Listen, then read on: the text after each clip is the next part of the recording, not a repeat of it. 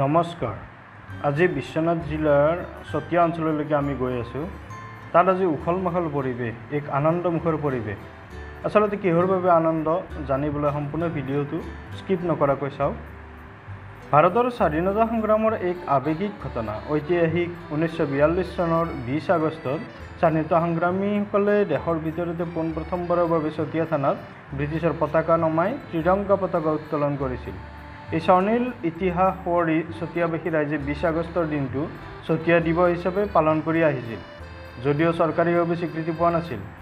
চতিয়াৰ বিধায়ক পদ্ম হাজৰিকাদেৱে বিধানসভাৰ মজিয়াত চতিয়াবাসী ৰাইজৰ আৱেগৰ লগত সংযুক্ত হৈ থকা চতিয়া দিৱসক চৰকাৰীভাৱে স্বীকৃতি প্ৰদানৰ বাবে আহ্বান জনাইছিল আৰু ইয়াৰ পাছতেই মাননীয় মুখ্যমন্ত্ৰী হিমন্ত বিশ্ব শৰ্মাদেৱে অহা বছৰ অৰ্থাৎ 2025 চনৰ পৰা 20 আগষ্টৰ দিনটো চৰকাৰীভাৱে চতিয়া দিৱস হিচাপে পালন কৰাৰ কথা বিধানসভাত ঘোষণা কৰে।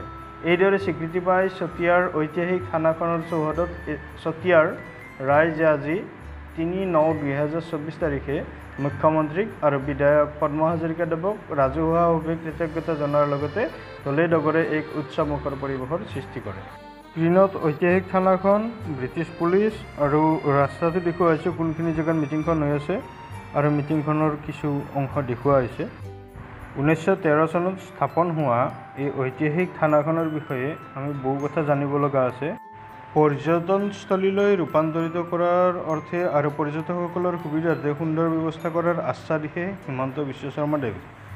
ইয়াৰ ইতিহাস জানিবলৈ আৰম্ভণিৰ পৰা কিছু কথা জানিব লাগিব আমি। আহকচোন আমি এই থানাখনৰ ভিতৰ চৰালৈকে যাওঁ। সময়ত ঐতিহাসিক এই চতিয়া থানাখন ব্ৰিটিছ পুলিচৰ দ্বাৰা পৰিচালিত হৈছিল। ভাৰতৰ স্বাধীনতা সংগ্ৰামৰ সময়ত 1942 চনৰ 20 আগষ্টত অসমৰ দৰং জিলাৰ চতিয়া থানাত ব্ৰিটিছৰ পতাকা নমাই ত্ৰিৰংগা পতাকাখন উত্তোলন কৰা হৈছিল। সেই সময়ত কোনো হিংসাত্মক ঘটনা সংঘটিত হোৱা নাছিল। পৰৱৰ্তী সময়ত চতিয়াবাসী ৰাইজে 20 আগষ্টৰ দিনটোত চতিয়া দিৱস হিচাপে পালন কৰি আহিছে। ৰাজ্যৰ সকলো থানাত ত্ৰিৰংগা পতাকা উত্তোলনৰ পৰিকল্পনা কৰিছিল ৰূপকল জ্যোতিপ্ৰসাদ আগৰৱালাদেৱে। এই ক্ষেত্ৰত সহযোগিতা আগবঢ়াইছিল তেজপুৰৰ কংগ্ৰেছ কমিটিৰ বৈঠক এখনত লোকনায়ক অমিয় কুমাৰ দাসে। অমিয় কুমাৰ দাসৰ বাহিৰে বাকী সকলো কংগ্ৰেছৰ বিশিষ্ট নেতাক ব্ৰিটিছ পুলিচে গ্ৰেপ্তাৰ কৰিছিল। পৰৱৰ্তী সময়ত বিজয় চন্দ্ৰ ভাগৱতী, বিমান চন্দ্ৰ বৰা আৰু কংগ্ৰেছৰ 12জন সদস্যৰে বৈঠক কৰি চতিয়া থানাত পতাকা উত্তোলন কৰাৰ সিদ্ধান্ত লয় আৰু এই গুৰু দায়িত্ব অৰ্পণ কৰে বিমান চন্দ্ৰ বৰাক। 1942 চনৰ 11 আগষ্টত বিজয় চন্দ্ৰ ভাগৱতী আৰু কামাখ্যা প্ৰসাদ ত্ৰিপাঠীক চতিয়াৰ কছাৰী গাঁৱৰ নামঘৰত অনুষ্ঠিত সভাত ভাষণ দি স্বাধীনতা আন্দোলনৰ প্ৰতি মানুহক উচতনি দিয়াৰ অপৰাধত প্ৰশাসনে গ্ৰেপ্তাৰ কৰে। চতিয়াবাসী ৰাইজৰ সাংগঠনিক শক্তি মন কৰিবলগীয়া। চতিয়া ৰাইজৰ লগতে চতিয়া হাইস্কুলৰ শিক্ষক শিক্ষয়িত্ৰী আৰু ছাত্ৰ ছাত্ৰীৰ সহযোগিতা, আনকি বিহালী হাইস্কুলৰ শিক্ষক পদৰ পৰা পদত্যাগ কৰি ডিম্বেশ্বৰ হাজৰিকা আৰু ত্ৰিনয়ন বৰকাকতিয়েও এই আন্দোলনত জঁপিয়াই পৰিছিল। সেয়েহে জ্যোতিপ্ৰসাদ আগৰৱালাৰ পৰিকল্পনা অনুযায়ী 20 ছেপ্টেম্বৰত পতাকা উত্তোলনৰ পৰিৱৰ্তে 20 আগষ্টতেই আগতীয়াকৈ চতিয়া থানাত পতাকা উত্তোলনৰ সম্ভৱ হৈছিল।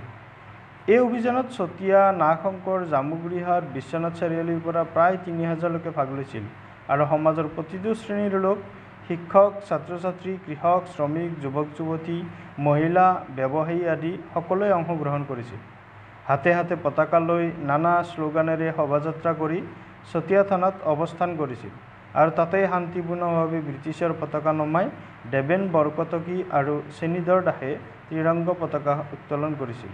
সেই নিশাই থানা হস্তক্ষেপ আৰু আৰক্ষীৰ সন্মুখত পতাকা উত্তোলনৰ অপৰাধত ব্ৰিটিছৰ প্ৰশাসনে বিমান চন্দ্ৰ বৰা, ডিম্বেশ্বৰ হাজৰিকা, শ্ৰীধৰ দাস, দেৱেন্দ্ৰনাথ শৰ্মা, মহেন্দ্ৰ বৰকটকী, বীৰেন বৰকটকী, বেণুধৰ হাজৰিকা, চন্দ্ৰনাথ বৰা, বলৰাম বৰমুদৈ আৰু পোৱাল বৰুৱাক গ্ৰেপ্তাৰ কৰে।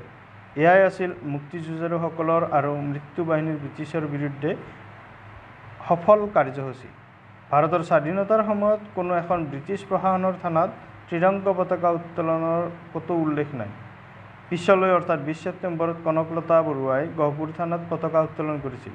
সেয়েহে 20 আগষ্টৰ দিনটো এক ইতিহাস প্ৰসিদ্ধ দিন বুলি লোৱা হৈছে। সেই ৰাইজৰ নীৰৱ প্ৰচেষ্টা আৰু বৰ্তমানৰ বিধায়ক মাননীয় পদ্ম হাজৰিকাদেৱৰ বিশেষ দায়িত্ববোধেৰে কৰা আপ্ৰাণ প্ৰচেষ্টাৰ বাবে মুখ্যমন্ত্ৰী হিমন্ত বিশ্ব শৰ্মাদেৱৰ চৰকাৰৰ এক ঐতিহাসিক ঘোষণাৰ ফলস্বৰূপে 20 আগষ্টৰ দিনটোত সমগ্ৰ ৰাজ্যত চতিয়া দিৱস হিচাপে পালন কৰাৰ মান্যতা পায় আৰু আজি 3/9/2024 তাৰিখে মুখ্যমন্ত্ৰীগৰাকীক আদৰণি অনুষ্ঠানত চতিয়া ৰাইজে বিপুল সম্বৰ্ধনা জনায়। মুখ্যমন্ত্ৰীগৰাকীয়ে অনুষ্ঠানত উপস্থিত হৈ থানাখনক লৈ কেইবাটাও ঘোষণা কৰে। সেই মৰ্মে চতিয়া থানাত সেই সময়ৰ স্বাধীনতা আন্দোলনৰ সেনানীসকলৰ প্ৰতিমূৰ্তিৰ লগতে এখন আকৰ্ষণীয় উদ্যানৰ বাবে প্ৰথম পৰ্যায়ত 5 কোটি টকাৰ অনুদান আগবঢ়ায়। আহকচোন মুখ্যমন্ত্ৰী হিমন্ত বিশ্ব শৰ্মা দেৱৰ ভাষণত কি ক'লে শুনো। কৰি গৈছিলোঁ এই গোটেইকেইটা আঁচনিৰ কাম ইতিমধ্যে ৰাজ্য চৰকাৰে আগবঢ়াই লৈ গৈছে আৰু আজিও মই যি চতিয়া থানাক লৈ আমি যিকেইটা ঘোষণা কৰিছোঁ চতিয়া দিৱস চৰকাৰীভাৱে পতা আৰু চতিয়া থানাৰ চাৰিওফালটো সুন্দৰ কৰি পৰ্যটন আৰু ঐতিহ্য ক্ষেত্ৰলৈ ৰূপান্তৰ কৰা এই কামখিনিও আমি নিৰ্ধাৰিত সময়ত নিশ্চয় সমাপন কৰি আপোনালোকৰ যি প্ৰচেষ্টা সেই প্ৰচেষ্টাক আগবঢ়াই লৈ যোৱাৰ বাবে আমি আমাৰ বৰঙণি আগবঢ়াম। নদুৱাৰ সমষ্টিৰ বিধায়ক পদ্ম হাজৰিকা ডাঙৰীয়াক অভিনন্দন জনাইছোঁ।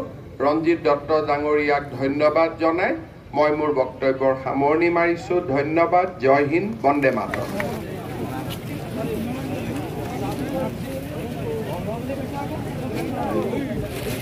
আমি শ্ৰদ্ধাৰ অসমৰ মুখ্যমন্ত্ৰী ডাঙৰীয়া সমূহ চতিয়াবাসী ৰাজ্যৰ তৰফৰ পৰা আমাৰ নিৰ্ভীক পুনৰ পৰা তেখেতক আদৰণি জনাইছোঁ। আজি আমি অত্যন্ত সুখী তেখেতৰ আজি যি আমাৰ ঐতিহাসিক চতিয়া থানাত পদাৰ্পণ কৰি যি ঘোষণা কৰিলে লগতে আমাৰ চতিয়া অঞ্চলটোক ভাৰতৰ বুকুত জিলিকাই তোলাৰ যি প্ৰচেষ্টা তেখেতে ল'লে তাৰ কাৰণে আমি সঁচাকৈ ভাষা আৰু শব্দৰে তেখেতক আমি ধন্যবাদ দিব নোৱাৰোঁ।